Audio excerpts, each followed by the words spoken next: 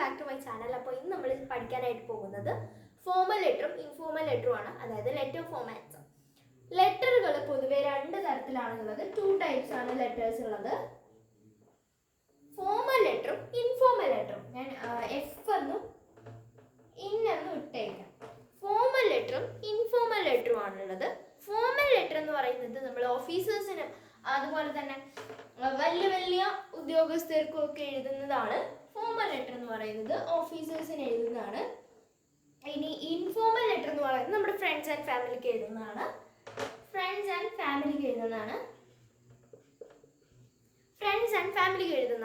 അപ്പം 2 ടൈപ്സിലുള്ള ലെറ്റേഴ്സ് ഉണ്ട്, ഫോമൽ ലെറ്ററും ഇൻഫോമൽ ലെറ്ററും. അപ്പോൾ നമ്മളിപ്പം ആദ്യമായിട്ട് പഠിക്കാനായിട്ട് പോകുന്നത് ഫോമൽ ലെറ്ററിന്റെ ഫോമാറ്റ് ആണ്. ഫോമൽ ലെറ്ററിന്റെ ഫോമാറ്റിൽ വലുതായിട്ടൊന്നും പഠിക്കാനില്ല, ജസ്റ്റ് ഫ്രം ആൻഡ് ടു എങ്ങനെയാണ് എഴുതുന്നതെന്ന് പഠിച്ചാൽ മതി. ഇവിടെ ഫോമൽ ലെറ്ററിന്റെ ഫോമാറ്റ് നോക്കുകയാണെങ്കിൽ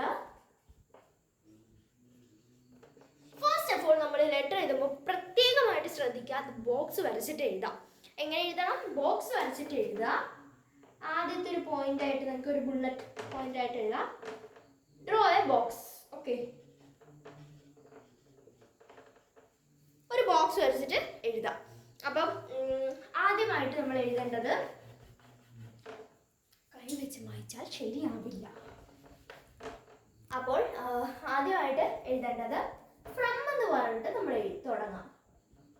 നിങ്ങൾക്ക് വേണമെങ്കിൽ ലെറ്റർ എന്ന് ഹെഡിങ് കൊടുക്കാം, വേണമെങ്കിൽ മാത്രം, അത് ഓപ്ഷണലാണ്. നോട്ടീസിന് പക്ഷേ നോട്ടീസ് എന്ന് തന്നെ ഹെഡിങ് കൊടുക്കണം കേട്ടോ.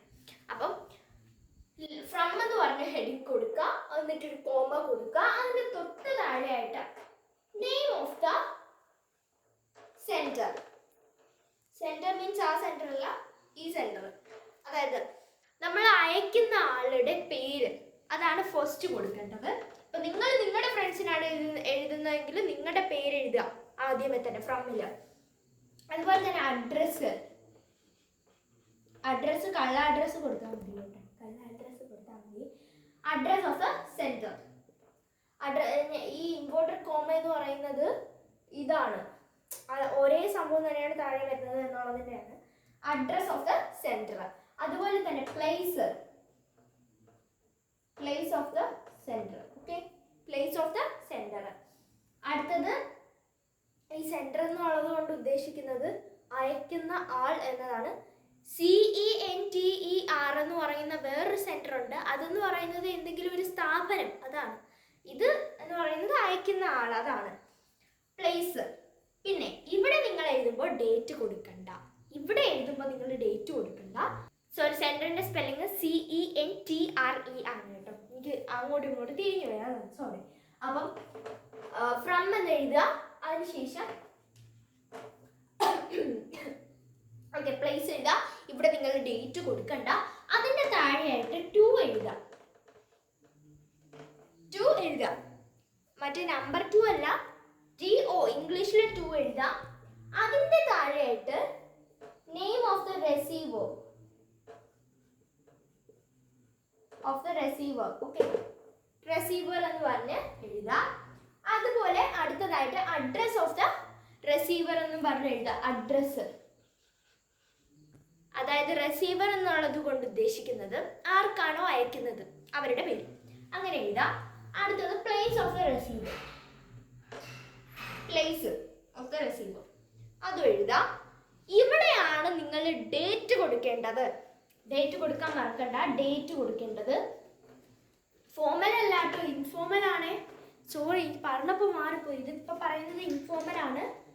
ഡേറ്റ് കൊടുക്കുക. ഓക്കെ, ഡേറ്റിന്റെ അവിടെ inverter date of the receiver അങ്ങനെ കൊടുക്കണ്ട, ഡേറ്റിന്റെ അവിടെ കൊടുത്തിട്ട് നിങ്ങൾക്ക് ഇഷ്ടമുള്ള ഏത് ഡേറ്റ് ആണോ ആ ഡേറ്റ് കൊടുക്കുക. അപ്പോൾ ഇത്രയും നമുക്ക് ഒരു ഇൻഫോമൽ ലെറ്ററിൽ ഫസ്റ്റ് എഴുതാം. എന്നിട്ട് പിന്നെ നമ്മൾ പാരഗ്രാഫ് തുടങ്ങാനായിട്ട് പോവാണ്. അവിടെ എങ്ങനെ എഴുതാം? ഡിയർ സർ, അല്ല ഡിയർ ഫ്രണ്ട്, അല്ലെങ്കിൽ അങ്ങനെ എഴുതുക. ഡിയർ ഫ്രണ്ട് എന്ന് പറഞ്ഞിട്ട് തുടങ്ങാം. നമ്മൾ ആദ്യമേ തന്നെ നേരിട്ട് വിഷയത്തിലോട്ട് അങ്ങ് പോവില്ലല്ലോ, നമ്മൾ ആദ്യമേ സുഖവിവരങ്ങളൊക്കെ തിരക്കിയിട്ടല്ലേ പോവുള്ളൂ. ഇപ്പൊ അവളൊരു കോൾ വിളിക്കുകയാണെന്ന് വെക്കാം, ആ കോളിൽ എടി നീ അറിഞ്ഞോ ഇപ്പൊ നമ്മളെ ഞാനിപ്പോ പറയാൻ വന്നത് എന്തിനെന്ന് വെച്ചാലേ അങ്ങനെ അങ്ങ് നേരിട്ട് പോവില്ലല്ലോ. നമ്മളിങ്ങനെ നിനക്ക് സുഖം തന്നെ, എൻ്റെ വീട്ടുകാരൊക്കെ എങ്ങനെ ഇരിക്കണം, ഇങ്ങനെയൊക്കെ ചോദിച്ചിട്ടല്ലേ നമ്മൾ തുടങ്ങുള്ളൂ. അപ്പൊ നമ്മൾ എന്ത് ചെയ്യുക, ഹൗ ആർ യു, അതൊരു പോയിന്റ്. ഹൗ ആർ യു എന്ന് പറഞ്ഞ് എഴുതാം. അത് കഴിഞ്ഞിട്ട് I hope you are fine, ഞാൻ പ്രതീക്ഷിക്കുന്നു നീ നിനക്ക് സുഖമാണെന്ന് ഞാൻ പ്രതീക്ഷിക്കുന്നു. I hope you are fine.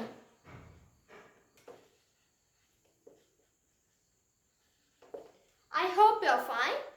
പിന്നെ എന്ത് എഴുതാം, how are you and your family എന്ന് പറഞ്ഞിട്ട് നിങ്ങൾക്ക് എഴുതാം. ഞാൻ ഹൗ ആർ യു എന്ന് മാത്രമേ എഴുതിയിട്ടുള്ളൂ, യു ആൻഡ് യുവർ ഫാമിലിയും കൂടി ഉൾപ്പെടുത്താം. യു ആർ ഫൈൻ എന്ന് പറഞ്ഞ് എഴുതാം. അതുപോലെ തന്നെ I am GLAAD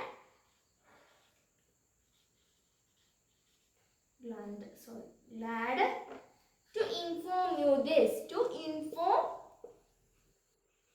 inform you this.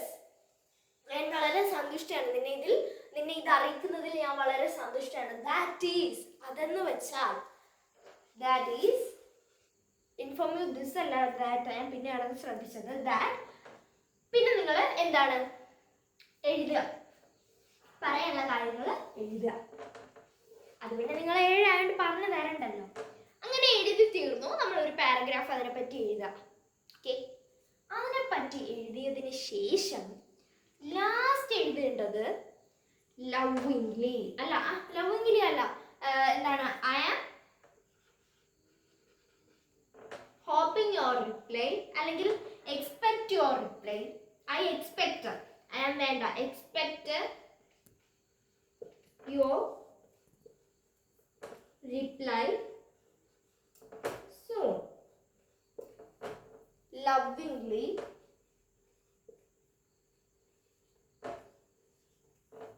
നിങ്ങളുടെ ലവിങ്ലി കഴിഞ്ഞിട്ട് സാധാരണ ഉപ്പാണ് ഇടേണ്ടത്. ഉപ്പിടുമ്പോൾ നിങ്ങൾ ഒരിക്കലും നിങ്ങളുടെ പേര് കൊണ്ടിട്ട് നിങ്ങളുടെ ഓൺ സിഗ്നേച്ചർ ഇടണ്ട. അതുപോലെ തന്നെ ബാക്കി ഒരാൾക്ക് സിഗ്നേച്ചർ ഉണ്ടാക്കി കൊടുക്കുകയും വേണ്ട. അപ്പം നിങ്ങൾ എഴുതേണ്ടത് SD ഇടുക, സ്ലാഷ് ഇട്ടൊരു വര വയ്ക്കുക. ഇതാണ് സിഗ്നേച്ചർ. എവിടെ ഏതൊരു പബ്ലിക് എക്സാമിൽ, ഇപ്പം നിങ്ങൾ 7ാം ക്ലാസ് ആണ് അതുകൊണ്ട് കുഴപ്പമില്ല, 10ലെ പബ്ലിക് എക്സാം വരുമ്പോൾ നിങ്ങൾ ഒരിക്കലും ഒരു കാരണവശാലും സിഗ്നേച്ചർ ഇടാൻ പാടില്ല. അതിന് നിങ്ങൾ SD ഇട്ട് സ്ലാഷ് ഇട്ട് വര വരയ്ക്കുക തന്നെ വേണം. പിന്നെന്താ, നിങ്ങളുടെ പേര് എഴുതുക, നെയിം, അതായത് നെയിം ഓഫ് ദ സെന്റർ എഴുതുക. ഇതാണ് നമ്മുടെ ഇൻഫോർമൽ ലെറ്ററിന്റെ ഫോമാറ്റ്. ഓക്കെ, അപ്പൊ ഇതാണ് നമ്മുടെ ഇൻഫോർമൽ ലെറ്ററിന്റെ ഫോമാറ്റ്. ഇത്ര എഴുതിയാൽ 4 മാർക്കിന്റെ ക്വസ്റ്റ്യൻ ആണെങ്കിൽ 4 മാർക്ക് ഇത്ര എഴുതിയാൽ കിട്ടും. 5 മാർക്കിന്റെ ക്വസ്റ്റ്യൻ ആണെങ്കിൽ 5 മാർക്ക് ഇത്ര എഴുതിയാൽ കിട്ടും. ഓക്കെ, അപ്പൊ ഇന്നത്തെ വീഡിയോ ഇത്രയുള്ളൂ. എല്ലാവർക്കും ഇഷ്ടപ്പെടുന്ന സബ്സ്ക്രൈബ് ചെയ്തൊക്കെ ഷെയർ സപ്പോർട്ട് ചെയ്യുക. പിന്നെ ഈ ഇൻഫോർമൽ ലെറ്ററിന്റെ ഇത് എനിക്കിപ്പോൾ പറയാൻ പറ്റില്ല, അതുകൊണ്ട് ഞാൻ പിന്നീട് വീഡിയോ എഡിറ്റ് ചെയ്യുന്നതായിരിക്കും. അപ്പോൾ അതിലുള്ള ബൈ.